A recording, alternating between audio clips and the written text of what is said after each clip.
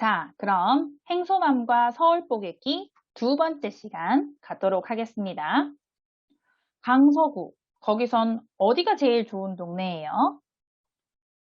사실 어디가 제일 좋은 동네인지 바로 알 수 있는 방법은요, 역으로 가격을 보는 거예요.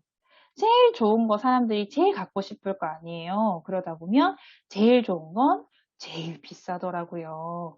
그래서 서울 강서구에서 어느 동네가 가장 비싼가 이렇게 보았습니다.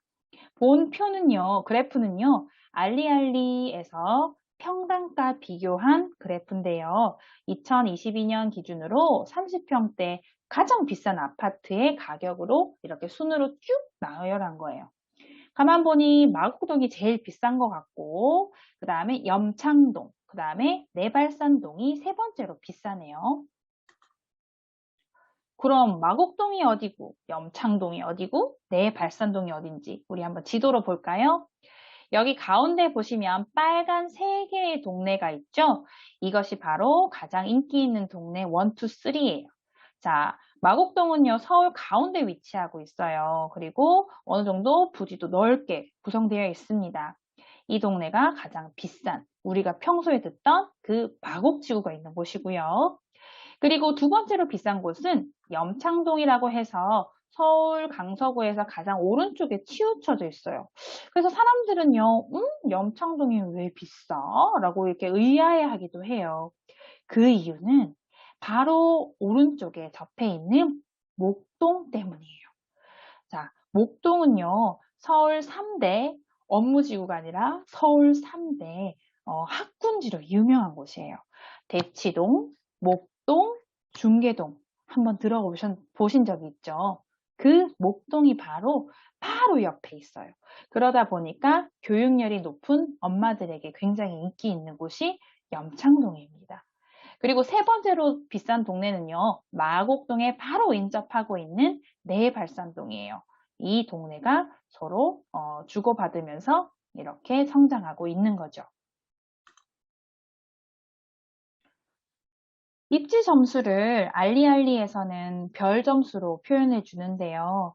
참 신기하게도 서울 강서구 주민들이 느끼는 가장 좋은, 그러니까 가장 살기 좋은 도시, 가장 살기 좋은 동네를 이 별표로 바로 시각적으로 알 수 있어요. 자, 마곡동은요, 별표 점수 5점에서 4점. 내 발산동은, 여기 보이시는 내 발산동은 3.5점. 그 다음에 염창동은 3점이에요. 굉장히 높은 편이에요. 그래서, 그런데 행소남님, 아까 염창동이 더 비싸다고 하지 않으셨나요? 라고 하셨죠. 그런데 입지 점수에는요, 단순히 비싼 것만 좋은 점수를 얻지 않아요. 앞으로도 더 발전할 수 있는가도 함께 살펴보거든요. 그런 모습에서 이렇게 점수는 조금 다르지만 그래도 이 세 동네가 비교적 높은 별점을 가지고 있다라는 걸 한눈에 알 수 있죠.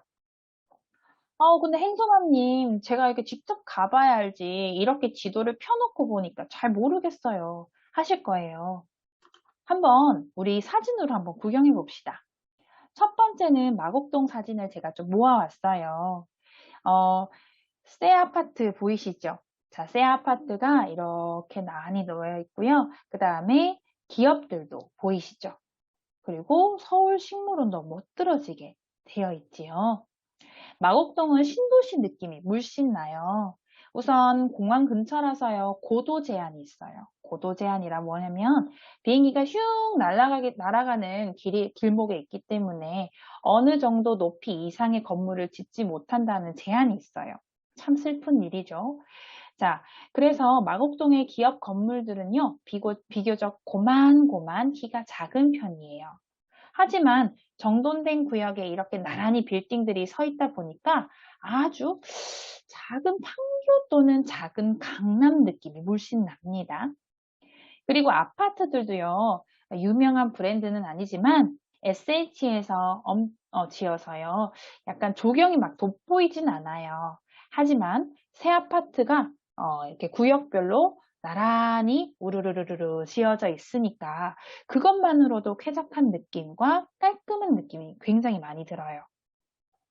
마지막으로 이 동네에서는요, 참 살기 좋겠다라고 한 번 더 느꼈던 게 뭐냐면, 도보권에 이런 식물원과 여러 공원들이 있어서 정말 저녁에 한 바퀴 돌고 올 수 있는, 그리고 주말이면 아이들과 피크닉 갈 수 있는 그런 인프라가 잘 구성되어 있다는 걸 한눈에 볼 수 있었어요. 두 번째로 염창동 한번 볼게요. 염창동을 이렇게 보면 아까 마곡동과는 달리 조금은 구도심 느낌이 조금 나요. 하지만 그렇다고 오래된 아파트들만 있는 것은 아니에요. 아파트들이 보통 지어진 연식을 보아하니 90년대 후반에서 2000년대 초반에 많이 지어졌어요. 그런데 조금 아쉬운 거 하나. 이 아파트들을요, 이렇게 지켜보면 생각보다 필지들이 굉장히 작아요. 염창역 주변의 아파트들만 제가 한번 보여드리는데요. 이 그림은 아실에서 아파트별로 몇 세대인지 나타내는 표입니다. 그것을 가져왔는데 보통 우리가 아파트를 살 때 적당한 세대수 이상을 사야 된다라고 알고 있죠. 왜냐하면 어느 적당한 수의 세대수 이상이 되어야지만 아파트 거래가 비수기에도 성수기에도 일정하게 이루어지기 때문에 그 아파트의 거래가가 갑자기 급락한다거나 급상한다거나 그런 일이 많이 없어요. 그리고 또 수요도 꾸준하고요. 자, 그렇기 때문에 500세대 기준으로 내가 이 염창동을 보게 되면 찾을 수가 없습니다. 딱 하나 보여요. 이 편한 염창이라고 보이는 이것 하나만 499세대, 거의 500세대에 가깝고요. 나머지는 100세대, 200세대, 뭐 많으면 300세대 정도밖에 안 돼요.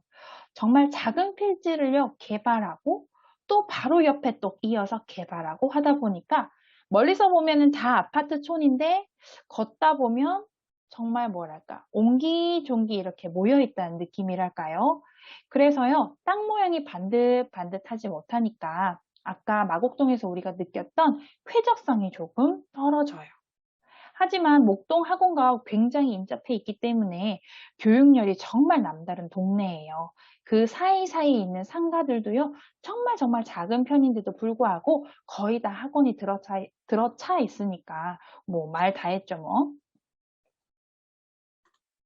자, 내발산동 가면 학원을 되게 많이 보실 수 있어요. 그리고 아까 염창과 달리 좀 큼직한 이런 큼직한 대단지 아파트들이 뚱뚱뚱뚱 이렇게 되어 있어요. 그리고 시장이 있고 그 주변에 상가가 굉장히 잘 구성되어 있으면서 활발한 것을 또 느낄 수 있으시고요. 아까 대단지 아파트들이 이렇게 뚱뚱뚱 있다고 했잖아요. 그죠? 그 사이사이에 아주 오밀조밀하게 빌라촌들이 구성되어 있는데, 막 이렇게 우리가 갔을 때 무서움을 느낄 빌라촌은 아니고요. 아주 깔끔한 느낌의 살기 좋은 빌라촌들이 구성되어 있어요. 그리고 빌라촌 사이사이에 있는 상가들을 보면 유해시설보다는 그냥 일반 상가 또는 학원 등으로 구성되어 있어서 엄마들이 좀 걱정하지 않고 아이들을 밖에 이렇게 다녀도 큰 걱정이 없을 정도의 쾌적성을 또 보여주고 있어요. 아까 상가 얘기 잠깐 했는데요. 상가를 이렇게 보잖아요. 그러면 가장 많이 보이는 게 학원이라고 했어요. 자, 우리 학군으로 보면은 사실 염창동이 최고예요. 강서구에서는 학군하면 염창동인데요. 그런데 학업 성취도는 염창동이지만 학원 수로는 여기가 바로 강서구 1등입니다. 학교 수도 굉장히 많고 그러다 보니 학교로 가는 길목에 3층 또는 4층 높이의 이렇게 주택 상가들이 이루어져 있어요. 굉장히 많아요. 그러다 보니 학교로 가는 길목에 이렇게 따박따박하게 학교 가는 길목에 이런 상가들이 많이 있는데요. 그럼 이렇게 동네를 살펴봤는데 그럼 어디에 많이들 살고 있는지 궁금하시죠?